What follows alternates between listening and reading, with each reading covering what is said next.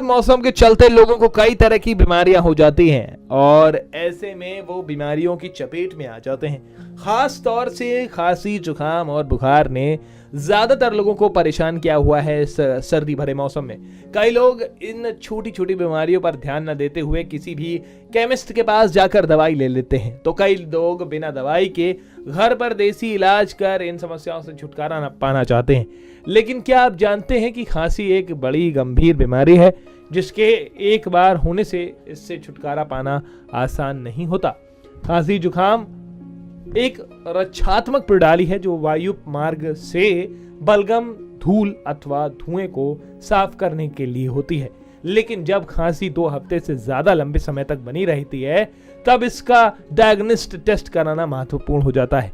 विशेषज्ञों के अनुसार शुरुआत में छाती में हल्का फुल्के दर्द के साथ खांसी को नजरअंदाज करना स्वास्थ्य समस्या के साथ गंभीर होने का प्रमुख कारण है।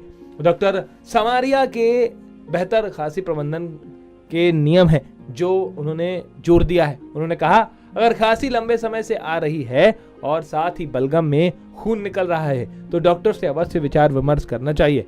ऐसी घटनाओं में लगातार बढ़ोतरी देखी जा रही है। इलाज की बात करें तो कोडीन आधारित कफ सप्रिंट कई वर्षों से मरीजों को दिए जा रहे हैं इस ट्रीटमेंट के लिए। क्यूरन हेल्डेक से अंकुर अस्थाना की रिपोर्ट।